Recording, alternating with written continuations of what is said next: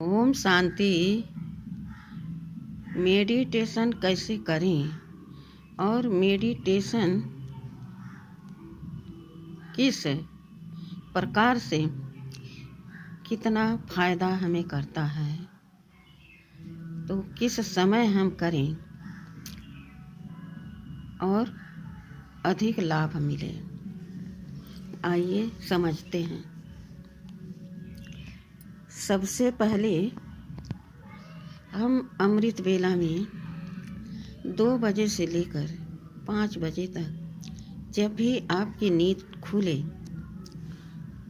तो आप बिस्तर से उठ जाइए।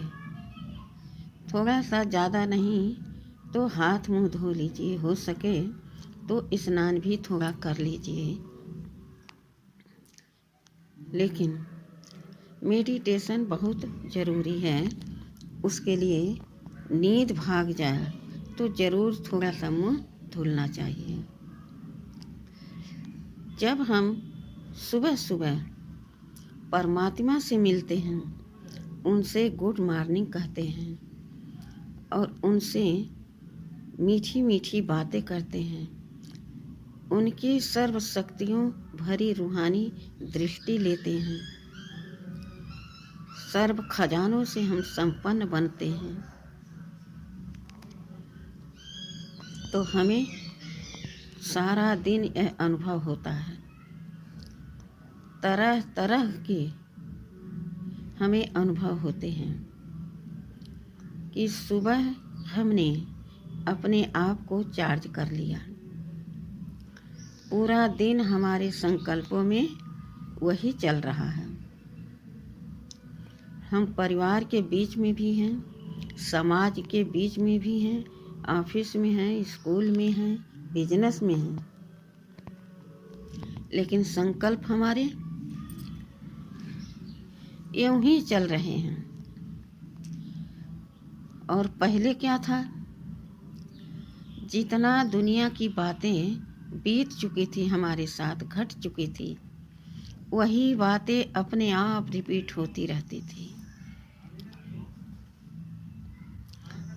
समझ में आता कि मैं टेंशन में हूँ, तनाव में हूँ, सर भारी है,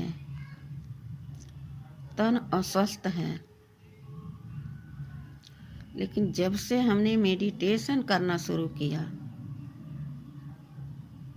यह अनुभव होता है कि मेरे पास उन संकल्पों की शक्ति सदा साथ रहती है, जिन संकल्पों को हमने अमृत बेला में क्रिएट किया और बाबा से शेयर किया। दुनिया में बहुत तरह के योगा अभ्यास होता है, लेकिन वह तन के लिए होता है। तो मन के लिए क्या चाहिए? योग ऐसी चीज है, योगा हम करते हैं तरह तरह के बीमारियों के लिए, तन के लिए, कि तन हमारा स्वस्थ रहे, तंदुरुस्त रहे, चुस्त रहे, फुर्त रहे। इसके लिए हम तरह तरह का अभ्यास करते हैं और शरीर को आराम भी मिलता है। लेकिन मन हमारा उससे स्वस्थ नहीं होता है, एकाग्र नहीं होता है, सदा इधर उधर भागता रहता है। तो शिकायत बहुत सारे लोगों की आती है। बहुत सारे लोगों ने यह प्रश्न किया है, पूछा है कि आखिर योग अभ्यास से हमें लाभ क्या मिलता है। इसके बारे में विस्तार से समझाएं। योग अभ्यास माना किसी से जोड़ना अपने मन को, उससे पहले हमें अपने आप को एक ज्योति बिंदु आत्मा अनुभव करना है। फिर हमें अमृत बेला में उठना है। 2 बजे के बाद से जब भी आपकी आँख खुले तो आप नींद न आए, बिस्तर से उठ जाएं और थोड़ा सा मुंह धो लें और बाबा से गुड मॉर्निंग कहें। पहली खुशी, पहली शक्ति तो बाबा से गुड मॉर्निंग का ही हमें प्राप्त हो जाता है। बाबा के साथ हम 10 मिनट 15 मिनट जितना भी समय दे पाएं, क्योंकि उस समय न खाना बनाना रहता है, न ऑफिस जाना रहता है, न कोई काम रहता है। तो हम अपने मन को एकाग्र करके परमपिता परमात्मा शिव बाबा से बात कर सकते हैं।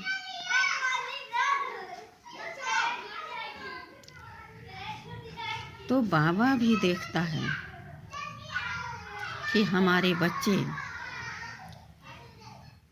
हमारा और अमृत बेला का इंतजार करते हैं। कोई ऐसे ब्राह्मण बच्चे हैं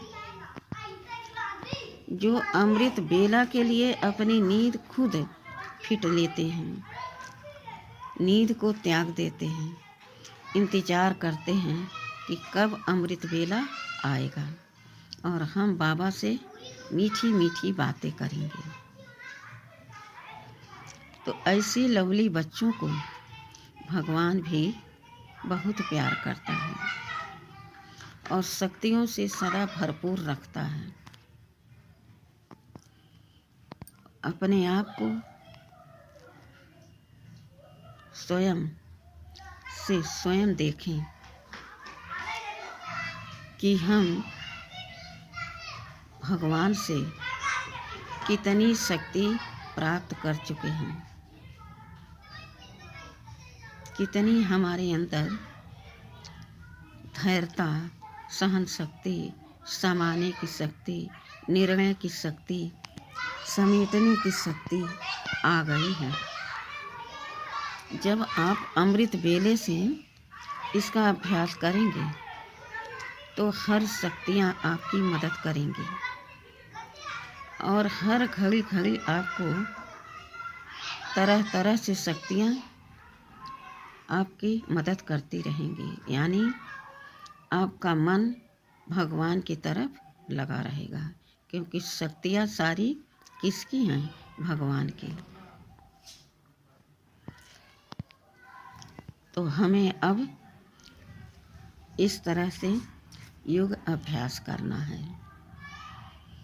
दूसरा, जितनी शक्ति है हमारे अंदर, तो हमारे घर में कलह कलेश मचा है, परिवार में मच के हड़कंप मच गया है, या समाज में ऐसी परिस्थिति आ गई है, तो वहाँ पर हमें परिस्थिति को देखकर हलचल में न आए। वह शक्तियाँ हमारी मदद करती हैं। कहीं पर किसी बात को बार बार कोई कुरेद रहा है, लेकिन हम शांत हैं कि इस बात को समेटने की ही ज़रूरत है, न कि इसे बाहर मुक्ता में लाकर विस्तार में जाने की ज़रूरत है। इसी प्रकार से कोई ऐसी विपत्ति आई है, ऐसी परिस्थिति आई है कि धैर्य लोगों का टूट रहा है, हाय हाय कर रहे हैं, लेकिन हम उसी जगह पर एकदम शांत हैं। क्योंकि शांति के सागर सर्वशक्तिमान से मेरा संबंध जुड़ गया है, तो उनकी शक्तियाँ हमें मदद दे रही हैं। कहीं पर इतनी उलझनें आ गई हैं, कोई कार्य समझ में नहीं आ रहा है, इसको कैसे सुलटाया जाए। उस समय निर्णय लेने की शक्ति हमारे अंदर भरपूर होती है। कैसे? हमने भगवान से अपना संबंध जोड़ा है, तो इतना शक्तिशाली हमें और हमारी बुद्धि को बनाता है, जो निर्णय लेने में हम जरा भी सकुचाते नहीं हैं। सकुचल हम निर्णय लेते हैं और वह कार्य सफल होता है, समस्या का समाधान मिल जाता है। इसी प्रकार से जब हम औरों को ये सुझाव देते हैं, हलचल में है कोई, परेशान है, तनाव में है, उसको कुछ नहीं समझ आ रहा और परेशान है, ऐसी घड़ी में हम उस आत्माओं को भी सांत्वना देते हैं, उनमें बल भरते हैं कि देखो धैर्य से काम लो, सहनशील अपने अंदर शक्ति को धारण करो, सहन करो, थोड़ा मजबूत बनो, परिस्थिति आई है तो चली जाएगी। आज क्या करते हैं लोग, जब समस्या आती है तब भगवान के पास दौड़े जाते हैं, हे भगवान मेरी समस्या का समाधान करो, मेरी विपत्ति दूर करो, मेरे दुख दूर करो। तो भगवान भी उसी का साथ देता है जब सदा उसके साथ कोई रहता है। यूँ ही कोई कभी मिले न हो और एक दिन जाके कहे कि तुम हमारी सारी समस्या समाप्त कर दो, तो भगवान क्या इसी के लिए हैं? तो वह भी कहेगा ठीक है भाई, तुम तो अपनी समस्या को खुद सुलटा सकते हो। तो हमें सबसे पहले परमपिता परमात्मा को सुबह उठकर गुड मॉर्निंग करना है, उनसे रूह रिहान करना है, उनसे शक्ति भरनी है, जो भी परेशानी है वह बताकर हल्के हो जाना है और पूरा दिन बाबा को स्मृति में रखना है, उनको गुणों को, उनकी शक्तियों को चिंतन में लाना है। ऐसा करने से हम औरों को भी चिंता मुक्त बना सकते हैं, उनके सहयोगी बन सकते हैं। इसी प्रकार से समाज में भी आज अनेक प्रकार से विकृतियां फैल चुकी हैं। कोई भी व्यक्ति आज सही मार्ग पर नहीं चल रहा है, सब मान सम्मान धन वैभव के पीछे दौड़ रहा है, लेकिन समस्या बढ़ती जा रही है। समस्या कम होने वाली नहीं है। जितना आज सब तीव्र गति से पैसा कमाने में लगा है, उतने ही तीव्र गति से हमारे सामने परिस्थितियां हमेशा खड़ी मिलती हैं। कहीं बीमारी तो कहीं कोई और समस्या। अपनेपन में कोई प्रेम नहीं है, लगता ही नहीं कोई अपने हैं। परायों से ज़्यादा दुश्मनी उनसे हो चुकी है। उस घर में, उस समाज में सुख शांति कहाँ से अनुभव होगा? इसलिए परमपिता परमात्मा को अपना सच्चा साथी बनाओ, उन पर विश्वास करो। हम मंदिर में गए और सब कुछ बाबा से कह के चले आए और फिर यही चिंतन कर रहे हैं, पता नहीं होगा कि नहीं होगा, पता नहीं भगवान मेरी मदद करेगा कि नहीं करेगा, पता नहीं यह दवा काम करेगी कि नहीं करेगी, शादी हो रही है, पता नहीं यह संबंध आगे अच्छा चलेगा कि नहीं चलेगा। हर मार्ग पर संशय, तो हमारी हार हुई पड़ी है। आज कोई खुश नहीं है, कोई सुकून में नहीं जी रहा है, किसी न किसी तनाव का शिकार बना हुआ है। तो हमें सारी चिंता, सारी फिक्र भगवान को दे देनी है, स्वयं हल्का हो जाना है और सभी को हल्कापन का फील हो, ऐसा कर्म, बोल, स्वभाव, संस्कार अपना बनाना है कि कैसी भी आंधी तूफान जैसी परिस्थिति हो, उसमें भी हम अचल अडोल रहें, शांत रहें। तो समस्या आई है तो ज़रूर जाएगी। तो पूरा वातावरण हमारा, पूरा घर शांति से अपना जीवन व्यतीत कर सकेगा। लेकिन पहले हमें करके दिखाना है। कोई करना नहीं चाहता है। अगर आपसे कहो कि शांत रहो तो उल्टा आपको सिखाएंगे कि तुम शांत रहते हो, तुम रहो, हम नहीं रहेंगे, हम क्यों किसी की सुने। लेकिन न सुनना माना कि हमारे अंदर शक्ति की कमी है।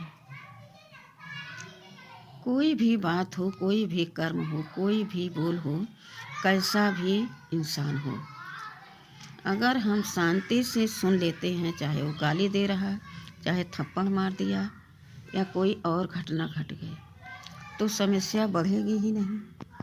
लेकिन आज यह शक्ति किसी भी व्यक्ति में नहीं है।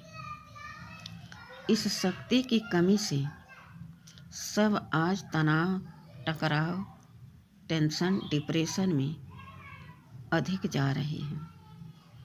तो इसलिए हमें परमपिता परमात्मा को अपना साथी बनाना है और उनके शक्तियों का, उनके प्यार का अनुभव करना है। अच्छा, ओम शांति।